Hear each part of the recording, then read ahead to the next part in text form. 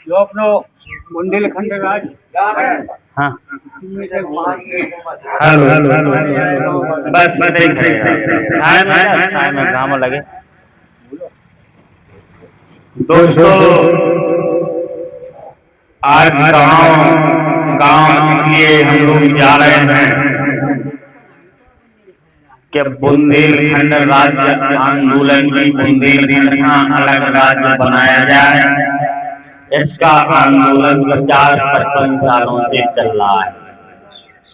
आप लोगों ने सुना होगा जब दादा हम लोगों की उम्र के हुए तब से जो आंदोलन चला, लेकिन उस समय के जो आंदोलनकारी थे उन सभी आंदोलनकारियों ने कई बार सरकार उनसे पत्र लिखे, कई बार सरकार का ज्ञापन दे, कई बार चक्का जाम किया, कई बार ट्रेनें रोकी गई, लेकिन इस सरकार ने बुंदेलखंड को अलग राज्य नहीं बनाया। तो इसलिए हम लोग अब गांव-गांव जा रहे हैं, किसानों को बता रहे हैं, मजदूरों को बता रहे हैं, माताओं बहनों को बता रहे हैं, नौजवानों को बता रहे हैं कि बुंदेलखंड की हालत कहां से शुरू करें और कहां खत्म करें। जो बुंदेलखंड की हालत अगर सुनाने लगेंगे तो दोस्तों पत्थर भी आंसू बहाने लगेंगे। और काश हम बुंदेलखंडियों के बीच में खो गई आदमियत तो उसे बचाने के लिए दोस्तों जमाने लगेंगे।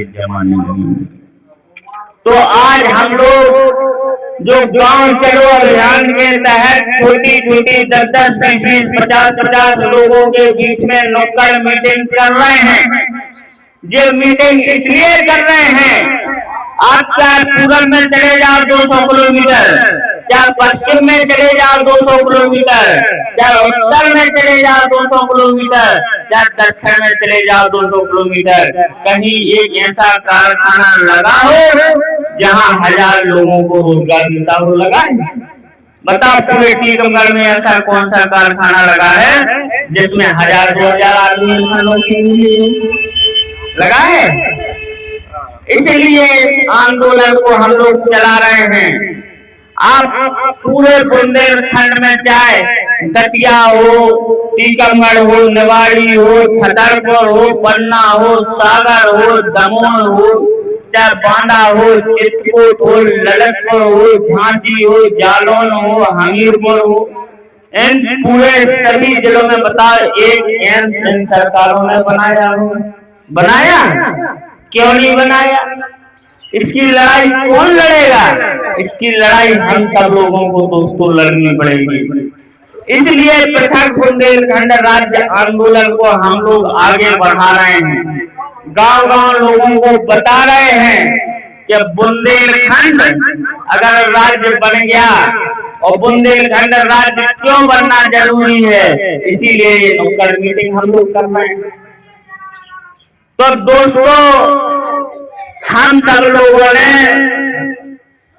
गांव-गांव जाके पहले दीवार लेखन का कार्यक्रम किया कि बुंदेलखंड को राज्य बनाया जाए, और इस तरह के दीवार लेखन के कार्यक्रम सभी जिलों में हुए। फिर हम लोगों ने पर्चा वितरण के कार्यक्रम किए, बाजारों में गए तो बाजारों में हम लोगों ने पर्चे बांटे, दुकानों में गए तो दुकानों में पर्चे बांटे, कॉलेजों में गए तो कॉलेजों में पर्चे बांटे। लेकिन अब हम लोगों को समझ में आया कि आंदोलन को दूसरा रूप देना पड़ेगा कि गांव-गांव जाके 10-10, 20-20, 50-50, 100-100 लोगों के बीच में मीटिंग करें, और मीटिंग करके जनता को बताएं कि बुंदेलखंड राज्य बनना चाहिए।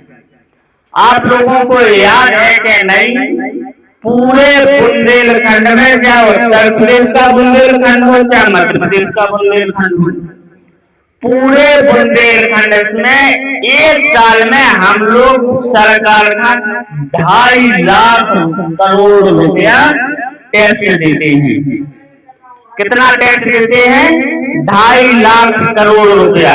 और 2.5 लाख करोड़ रुपया में अगर यदि सरकार हम लोगों को 50 लाख करोड़ रुपया अगर लौटा दें तो हर बुंदेलखंडी के खाते में लाखों लाख रुपया आ जाएगा।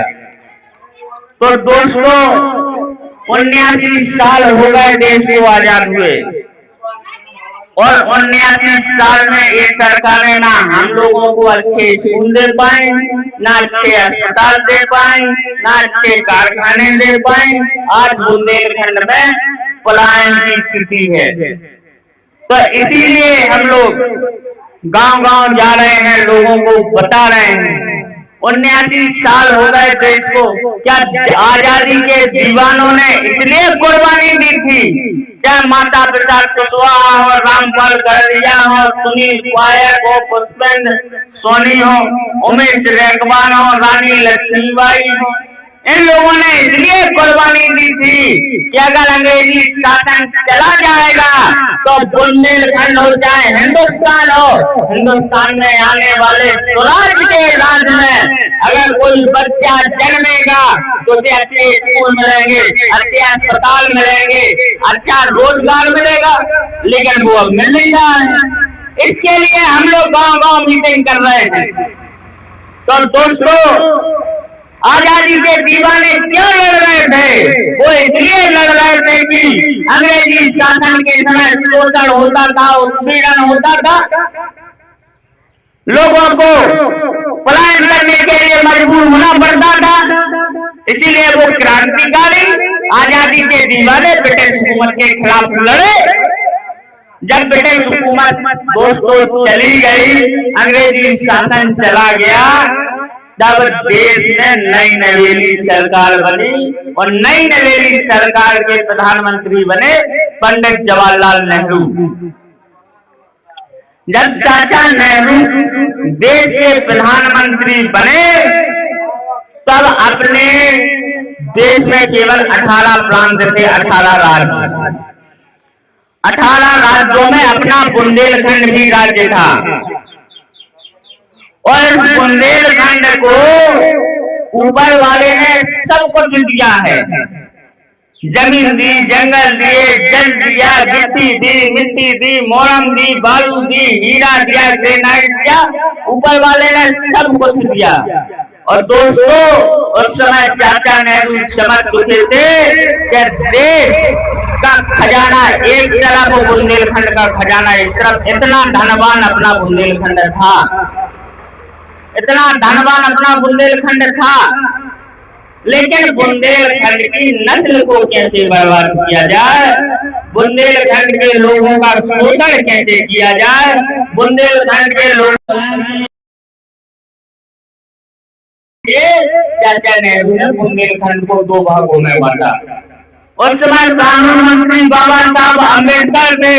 तब बाबा साहब अम्बेडकर ने चाचा नेहरू से कहा कि अगर बुंदेलखंड को अगर आप 2 भागों में बांट दोगे तो स्वाभाविक तौर पे बुंदेलखंड में शोषण होगा, पलायन होगा, उत्पीड़न होगा। अब बुंदेलखंड में वही हो रहा है। तो दोस्तों इस लड़ाई को मजबूत करने के लिए, बुंदेलखंड को एक बनाया जाए, इसके लिए हम सब लोग संघर्ष कर रहे हैं।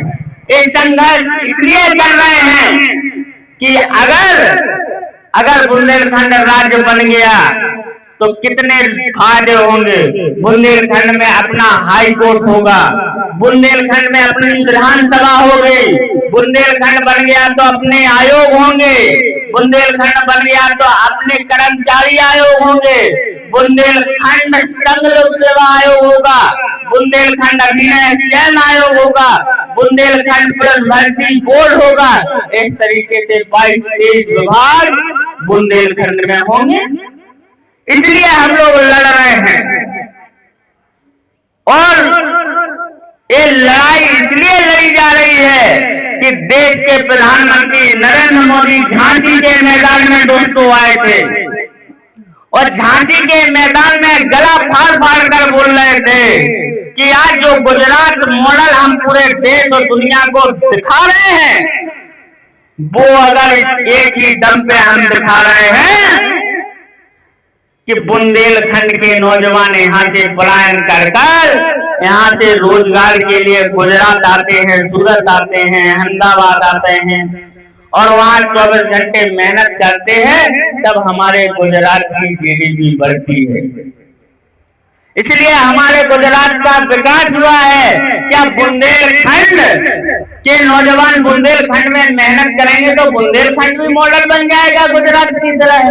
और बुंदेलखंड तभी राज्य बनेगा जब आप हमें सत्ता के सिंहासन पर बिठाएंगे, दिल्ली के में प्रधानमंत्री बनाएंगे, तब पूरे देश ने और पूरे बुंदेलखंड की जनता ने भाई नरेंद्र मोदी को देश का प्रधानमंत्री बना दिया। इसके बाद 2016 में महोबा के मैदान में आए। महोबा के मैदान में नरेंद्र मोदी बोले कि बुंदेलखंड राज्य इसलिए नहीं बना पा रहे हैं कि दिल्ली में तो भाजपा की सरकार है, मध्य प्रदेश में भी भाजपा की सरकार है, लेकिन उत्तर प्रदेश में अखिलेश यादव की सरकार है, इसलिए हम बुंदेलखंड राज्य नहीं बना पा रहे हैं। इसलिए उत्तर प्रदेश में भी भाजपा की सरकार बना। भैया पूरे उत्तर प्रदेश ने और उत्तर प्रदेश के बुंदेलखंडियों ने योगी आदित्यनाथ को मुख्यमंत्री बना दिया। अब तो दिल्ली में भी भाजपा की सरकार है, उत्तर प्रदेश में भी भाजपा की सरकार है, मध्य प्रदेश में भी भाजपा की सरकार है, लेकिन अब एक क्या दिक्कत आ रही है, अब तो तीनों जगह सरकार है, लेकिन इनकी मंशा ही नहीं है कि बुंदेलखंड अगर राज्य अगर बन जाएगा तो बुंदेलखंड धनवान हो जाएगा, बुंदेलखंड के लोग तरक्की कर जाएंगे। इनकी मंशा नहीं है। इसलिए दोस्तों, इस सरकार के खिलाफ जबरदस्त तरीके से हम सब लोगों को मोर्चा खोलना पड़ेगा, जब मिलकर एक दूसरे का साथ देना पड़ेगा। और दोस्तों, आजादी के दीवाने अपने सिर पे पगड़ी इसीलिए बांधते थे कि ब्रिटिश हुकूमत से लड़ना है तो सर्वस्व निछावर करना पड़ेगा। और बुंदेलखंड की राज्य के लिए अगर इन सरकारों से, इन काले अंग्रेजों से लड़ना है तो हम लोगों को मजबूती से लड़ना पड़ेगा, कुर्बानी देने के लिए तैयार रहना पड़ेगा। आज बुंदेलखंड में सामान्य परिवार में किसी को अपने बेटा बेटी की शादी करनी पड़ती है तो दोस्तों बैंक के दरवाजे देखने पड़ते हैं, रिश्तेदारों के दरवाजे देखने पड़ते हैं, मित्रों से कर्जा लेना पड़ता है, तब वो अपने बेटा बेटी की शादी कर पाते हैं। सच्चाई है क्या? इसके लिए आजादी के दीवानों ने कुर्बानी दी थी। तो इसीलिए दोस्तों, पहले लोगों ने कहा कि हम भाषी आधार पे राज्य बनाएंगे, भाषी आधार पे राज्य बनाएंगे। असमिया भाषा के आधार पर इन लोगों ने असम बनाया, गुजराती भाषा के आधार पर गुजरात बनाया, पंजाबी भाषा के आधार पर पंजाब बनाया, तेलुगु भाषा के आधार पर तमिलनाडु बनाया, बंगाली भाषा के आधार पर बंगाल बनाया, तो बुंदेलखंडी भाषा के आधार पर बुंदेलखंड बना दो। लेकिन इनकी मंशा है ही नहीं कि बुंदेलखंड का सुधार किया जाए, बुंदेलखंड की नस्ल को संभाला जाए। तो दोस्तों, इस लड़ाई को इसलिए हम लोग मजबूती से लड़ रहे हैं कि लड़ना इसलिए जरूरी है कि वरना आने वाले समय में नस्लें हमसे सवाल पूछेंगी कि जब नेताजी संघर्ष कर रहे थे, गांव-गांव जा रहे थे, तो आप लोग क्यों घर मकानों से नहीं निकले। और इस पलायन जैसी व्यवस्था को अगर रोकना है तो इस सरकार के खिलाफ लड़ना पड़ेगा, इस सरकार के खिलाफ बोलना पड़ेगा।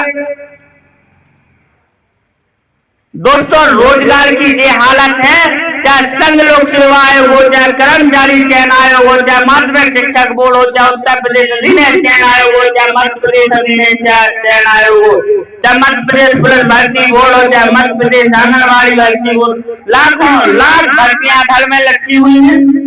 अभी यही शिवराज मामा के समय व्यापम घोटाला हुआ था, लाखों लाख लोग बेरोजगारी के कारण दर-दर की ठोकरें खाए थे, सैकड़ों नौजवानों ने आत्महत्या कर ली थी। क्या इसके लिए देश की आजादी के दीवानों ने कुर्बानी दी थी?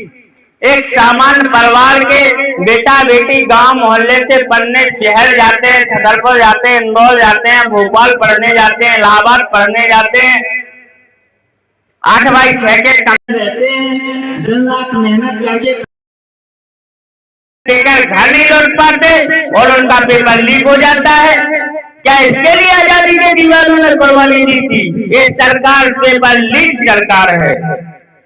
तो इसीलिए आप लोगों को हम लोग जगाने आ रहे हैं, एक दूसरे को लामबंद कर रहे हैं कि इस लड़ाई को अगर हम लोग मजबूती से लड़ेंगे तो निश्चित तौर पर जीतेंगे। अभी रोजगार की बात, अभी किसी को 10 अच्छे पढ़े लिखे लोग पहले बिस्किट की कंपनी में काम कर रहे हैं, 10,000 की नौकरी में, सिक्योरिटी गार्ड की नौकरी का काम कर रहे हैं, दर की ठोकरें खा रहे हैं, कोर्ट कचहरी के चक्कर लगा रहे हैं। तो इसलिए हम सब लोगों को जुड़ना पड़ेगा, लामबंद होना पड़ेगा, समझना पड़ेगा। और दोस्तों, मैं आप लोगों से एक निवेदन करूंगा, जहां बैठो वहां, चाहे चौराहे में बैठो, बाजारों में बैठो, रिश्तेदारी में जाओ, कहीं पर भी जाओ, तो बुंदेलखंड को अलग राज्य बनाने की बात रखो। और दोस्तों, बुंदेलखंड अगर राज्य बन गया तो बुंदेलखंड में अच्छे कारखाने होंगे, बुंदेलखंड में एम्स जैसे अस्पताल होंगे, बुंदेलखंड में अच्छे विश्वविद्यालय होंगे। एक विश्वविद्यालय है बुंदेलखंड यूनिवर्सिटी झांसी। बुंदेलखंड विश्वविद्यालय के जो छात्र वहां पढ़ते हैं, वो विश्वविद्यालय वहां के छात्रों की फीस से चलता है। दिल्ली उस विश्वविद्यालय को पैसा तक नहीं देती, मान्यता नहीं देती, और सभी को मिल रहा है। तो कौन इस बात के लिए लड़ेगा, कौन इस बात के लिए लामबंद होगा? तो इन सब वाजिब सवालों को मजबूती से हम लोगों को उठाना है, मजबूती से लड़ना है। और इन्हीं सब बातों के साथ मैं अपनी बात समाप्त करूंगा कि झील पर पानी बरसता है हमारे देश में, खेत पानी को तरसता है हमारे देश में, अफसरों और वजीरों और पागलों को छोड़कर खुलकर कौन लड़ता है हमारे देश में? एक बार नारा लगाएंगे, इंकलाब, इंकलाब, इंकलाब, जोर से बोलो, इंकलाब, इंकलाब। खाना नहीं खा रहा, कोई बात नहीं।